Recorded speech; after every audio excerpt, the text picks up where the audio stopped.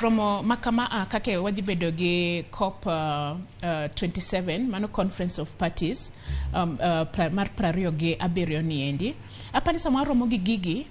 miyo koro wachako wacho weche gi endi nikech sani ng'ata mipenjo Kenya ka ande kipenje weche mag lokruok mar kor lwasi tiwinjo kata ka ng'ama ni e school mar mapiny mar primary ong'eyo ni weche gi exist. Koro sama waromo kama ate tiyudo ni koro globally e piny ngima te en issue ma koro ji wacho to gik mwadhi wacho kagi ok wanyal pogo gi gik ma Clifford Omondi owacho gimoro ni ji osemedore. Koro kata king'iyo Kenya ka ji osemedore ka ning'iyo iga gine 1963 1963 ne wan ji milion 12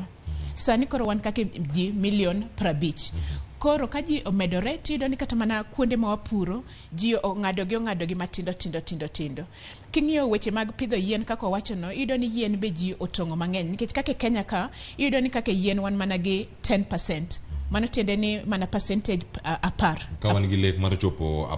10 sani ka gichopo kata 8.8 to pod lek ma kamano ntiere mondo mi ka chopo higa mar 2030 mano 2030 10 ni duto chop kare wagombo kata ni ochop kata mana 30 to sani koro wagombo kata ni kapok ochopo 30 bo wanyalo mede kata 15 to kaka wacho ni koro be ji ochako medore ni endi tiyudo ni kaka piny machalo Kenya ka ande iyudo ni ji mang'eny pod tedo gi wach yien wayudo ni jok matedo gi yien ma use walongo ni fossil fuel gin 60% gin 60% en